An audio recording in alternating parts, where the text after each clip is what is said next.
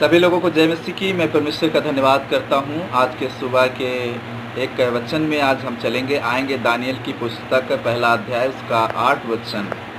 और आज दानियल के जीवन से हम कुछ सीखेंगे। सब मैं आशा करता हूँ सब लोग इस वचन को सुनेंगे और परमेश्वर बड़ी आशीष देगा।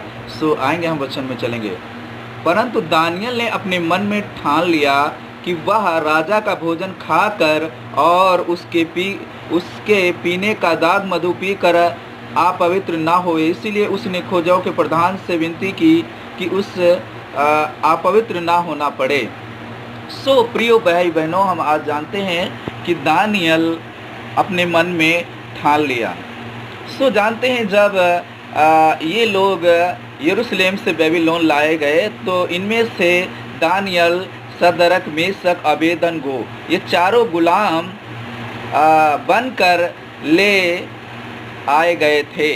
उनके माता पिता नहीं थे, उनका कोई परवरिश करने वाला अच्छा नहीं था, लेकिन उनके जीवन में परमेश्वर की व्यवस्था थी। इस कारण से जब राजा ने भोजन खिलाने की आज्ञा दी कि इन लोगों को भोजन खिलाया जाए, दानियल ने अपने मन में ठान लिया, ऐसा भोजन मैं नहीं करूंगा जो मेरे परमेश्वर के वचन में नहीं लिखा है, जो मेरे परमेश्वर की अनुमति नहीं है। प्रियो, कई बार हम बाहर जा कर के भोजन के लिए लड़ाई करते हैं, भोजन के लिए झगड़ा करते हैं। किसी रिश्तेदार के घर में जा कर के, कहीं पर जा कर के कई बार हम कहते हैं मुझे अच्छा भोजन नहीं मिला। नीति वचन में लिखा है कि किसी के घर तू जब जाना तो कम भोजन करके ही उठ जाना, क्योंकि तू ज़्यादा अगर भोजन करेगा तो लोग तुझे क्या कहेंगे कि ये पेटू है। परमेश्वर का वचन भी कहता है कोई मनुष्य भोजन के कारण परमेश्वर के राज्य को ना बिगाड़े। कई बार आज भोजन के कारण हम परमेश्वर के राज्य को बिगाड़ देते हैं, परमेश्वर के काम को बिगाड़ देते हैं।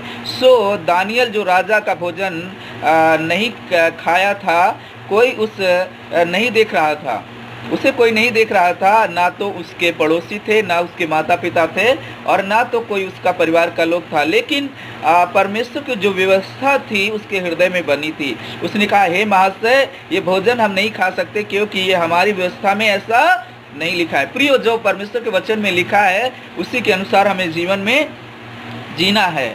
परमेश्वर की जो आज्ञा हमें दिया है उसी के अनुसार जीना है। जब सेवकाई के क्षेत्र में हम जाएं तो हम भोजन के लिए लड़ाई ना करें, झगड़ा ना करें। कई बार हम भोजन के लिए बहुत ही लड़ाई झगड़ा करते हैं। दानियल ने अपने मन में यह सही निर्णय लिया था, मेरे शरीर को अपवित्र से रक्षा करना। हे परमेश्वर, मेरे शरीर को अपवित्र